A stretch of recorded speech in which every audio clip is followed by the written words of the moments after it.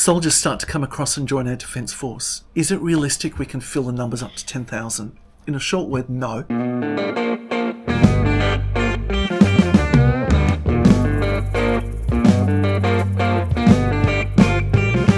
Back again. We're back. You're back with Soos and with Gunner. Now, you might have your checkbooks available, but put them away because this one is on the house. This one, for checkbook diplomacy, is on the Australian government. If you're a taxpayer, it actually is on you as well. Checkbook diplomacy, what a wonderful thing if you're the recipient. You're on the receiving end. If you have to pay any tax for it to happen, it's not so marvellous. So have a think about this. Can you still cash a cheque these days?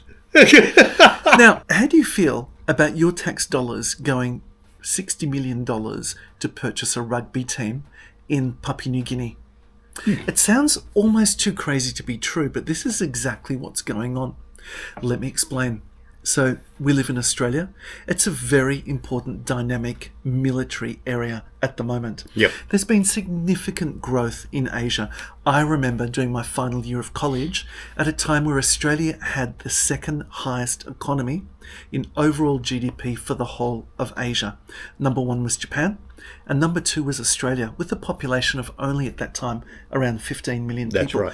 China was a distant thought. It was always the dragon that if you prodded it, don't prod the dragon because one day she will awake. Well, China has had a very interesting idea under Xi Jinping, and that's the Belt and Road Project, which essentially is a way of unifying old trade routes, which they say from the glory days of the Silk Road, but also navigable waters as well. So effectively what it means is they have had an open checkbook as well for development projects. You see, by doing this, they would be able to kickstart their industries, but also gain military and political influence in all of the countries in all of the world. Now, a lot of countries were ripe for this. We're talking about sub-Saharan Africa, for example, and a lot of smaller island countries as well. But don't get me wrong, this project also financed projects in Europe and continues to do so today as well. It also holds them to ransom. It's an interesting thing to see who has to pick up the check if it fails. In some cases, it will be a peer, which is repossessed by the Chinese government for services not paid for. But ultimately, wouldn't it fall back to the bank? Only it's different if it's a communist country that actually prints and controls its own money as tightly as it does. It's an interesting economic point.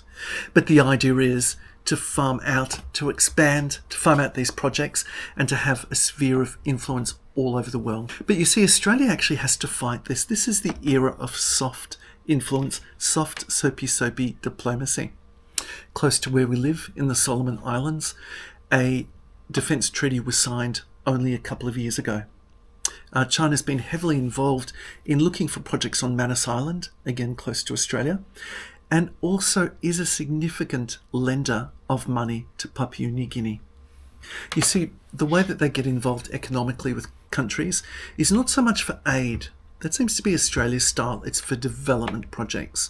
So Australia has to jump back and react and make sure that we are an alternate supplier of aid so that countries who are in a poor economic position don't just consider China. They can look to Australia in our backyard as well. But $60 million for a rugby team, what do you think of it? This is why Australia says it's a good idea. Papua and New Guinea used to be two separate legal states. Papua was an Australian territory. New Guinea was administered by Australia.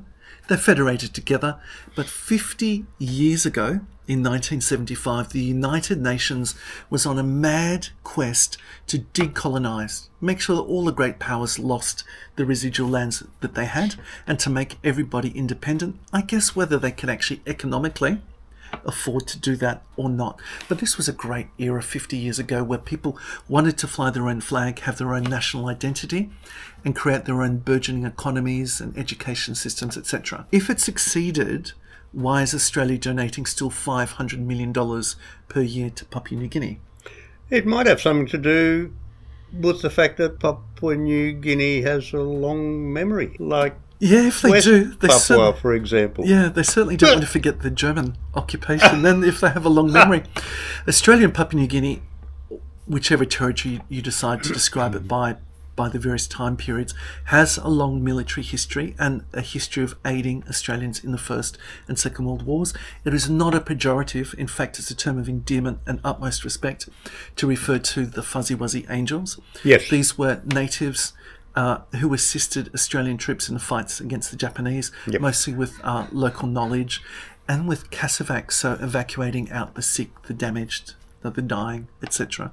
So we do have a strong bond for that reason. As well as that, though, with our annual aid being around $500 million, we also have billions of dollars in loans to Papua New Guinea as well. But that's not enough. So how about we sugar bag it? How about we write some checks and we create a $60 million rugby team? Not only that, but how about we actually pay for a new wing to their Parliament House? The argument is that although it's been directly asked what the cost of that wing will be, the government says that they're aware of the ballpark figure but are not prepared to disclose it to you who pays for it at this moment. But the counter argument is that they provided mahogany for our very own Parliament House in Australia. The gift of that mahogany is probably between $1.5 to $2.5 million. Have a think about how much it will cost for the new wing to their Parliament House. Now, Papua New Guinea and Australia, two very, very different countries. And we're going to talk about the differences and the reason why our government has decided this is a good idea to fund this rugby team. Papua New Guinea, a population of about 10.8 million people. Only about 20 to 30% of them achieve their high school certificate, and about 2 to 3% of Papua New Guineans are university qualified. It's not an educated populace. It's a populace of people who mostly live outside of the capital city and are agrarian. That means they work on the land, often subsistence, and there's a lot of mining projects as well in Papua New Guinea. So that's the creator of the wealth, as well as massive amounts of aid. Australia, however, is very, very different. If you have a look at Papua New Guinea, the military budget for the year is about $91 million US per year. 2,100 soldiers. 91 million. Australia's is 32.3 billion US per year. About 60,000 soldiers. Very different. You can see that for defence purposes, it's important that Australia is in a position that they can prop up the nation state effectively militarily. And also, given that they are so close geographically to Australia, that we don't have a foreign base put there. That's surprising me. Okay, to give you an idea, Port Moresby, their capital, is a 2-hour flight from Cairns. Cairns is our closest semi-populous city, I guess, to them. So Australia's decided what we do is we'd sign and propose and sign an agreement called the Tuk Tuk Pact. Now what it does is this. It makes them now our only third alliance partner for defence. So there's America, there's New Zealand, and now the groaning military of 2,100 personnel of Papua New Guinea. We already do shared military exercises with them, but I would suggest that the purpose for this is really to make sure that we do not have a foreign power create a base there for military purposes. You see, if China decided, similar to an agreement with the Solomon Islands, that they would have more exercises there or even a base there in Papua New Guinea, they would be able to control waterways, affect the supply of goods to Australia, be able to gather a lot of intelligence in the region, and also to project naval power. That's a great worry to Australia. And China's made sure that, talking to Papua New Guinea, that they were not signing an agreement that would stop them having a relationship with an outside foreign government, read their own government. Papua New Guinea and sport. I mean, sport is always a great leveler, and it's always a way to bring people together. It's the perfect microcosm. You see, what you've got on the field is predetermined goals, predetermined rules, and predetermined handicaps, so that each side has got the same number of people. In some cases, they're salary caps, so the teams are allowed to pay only the same amount each. And what we can do is watch people express themselves physically, working as a team to a common goal. That's what sport is. And all our hopes and passions as people are there, invested in watching the youth clamber over a piece of pigskin. But voila, there it is. For Papua New Guinea, it's more than just that. You see, Papua New Guinea is the only nation on earth for which rugby league is a national sport. And they're actually very competitive worldwide as well. I think it's about number 4 in the world. So this proposal for their rugby team will bring them into the Australian National Rugby League. They'll be able to fly their own flag. They're currently looking for their own name at the moment. If you're a resident of Papua New Guinea, you can get online and you can suggest a name. Currently, the Blacks is effectively the name that they're heavily promoting for that. They'll be in the league in 2028. It won't be a first.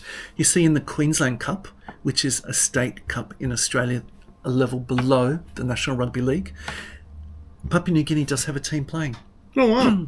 Okay. So it's the level below that, but effectively it can be done. They are doing it. Think about this though. By having a Papua New Guinea team play in our national league, effectively what we're doing is casting a net, this franchise net, which is an Australian franchise net, over another country. Can you see the ties that we're making with their hearts, with their emotions, and with their identity? And not only that, but we'll be used to seeing Papua New Guineans regularly on the field, regularly on primetime TV. It's an interesting thought. Now, the pact which we're signing with them will extend to allow up to 10,000 Papua New Guinean citizens serve as proper full-time permanent members of the Australian Defence Force. That's radical. We currently do have agreements in place for work, particularly in horticulture, sugar canes, livestock rearing, horticulture, and to some extent for hospitality, cooking, etc., for people from the Papua New Guinea.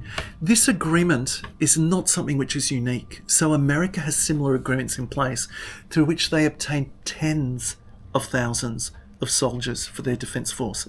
England does something similar. France, we know, have a separate foreign legion designed specifically. Yep. That's going to be a very interesting video when we touch on that, because that's a very different thing.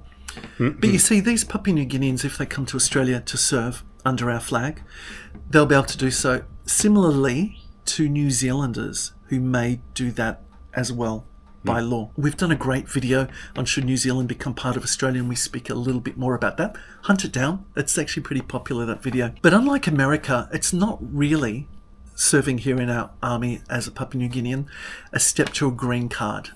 You understand the concept of a green card.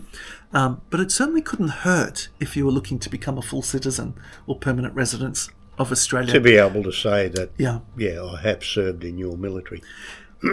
Now think of that. For all sorts of reasons, we're building closer culture. I've been many times to New Zealand. What I notice is that New Zealand recognises the cultural importance and the soft power projection through Oceania, to an extent that Australians, I don't believe, do. And so I really see a lot of benefits in this. I think our immigration policy is really an open door. I think it's a free-for-all, which has no discernment as to recognising our place in the Pacific, in Oceania, and our historical ties either. I certainly think that would probably make more sense geopolitically if we looked at something like that. How realistically is this? Let's say, okay, the pact goes ahead and we have suddenly a new national rugby team from Papua New Guinea that comes to play, and you can watch a beer and watch your state play against them. I think it's great. Melbourne's playing against Papua New Guinea. It's interesting. I'll eat a pizza and watch it. So what? Soldiers start to come across and join our defence force. Is it realistic we can fill the numbers up to 10,000? In a short word, no. It's not even close to realistic.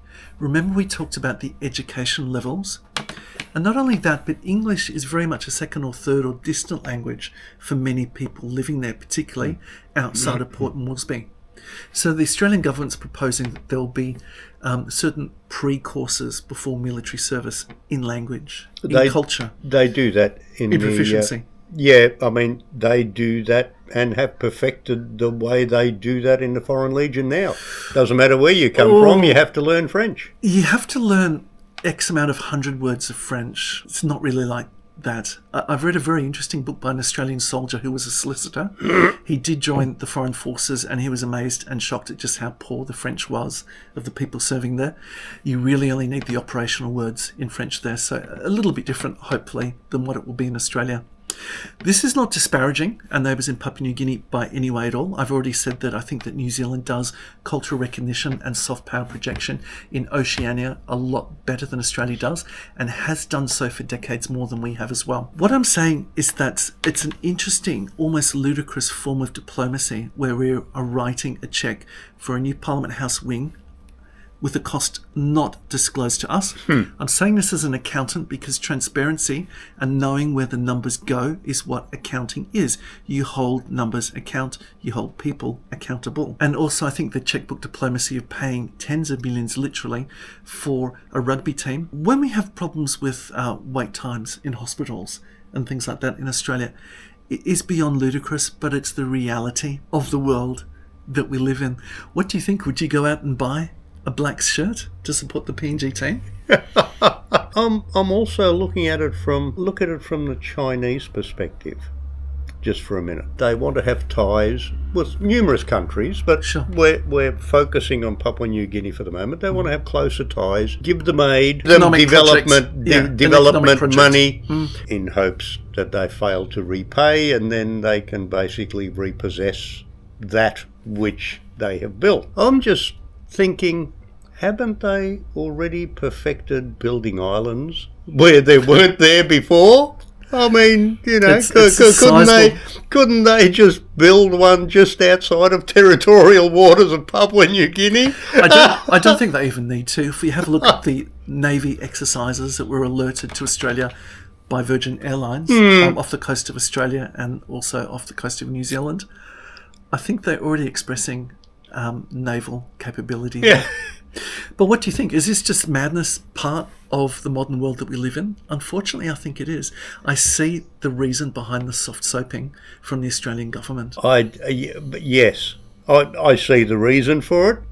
I can't see the justification for spending that sort of money when we are in dire need of our own services. Well, Soos, it's only your money. Yeah, exactly. Like what you see, join us for more episodes. We'll see you soon.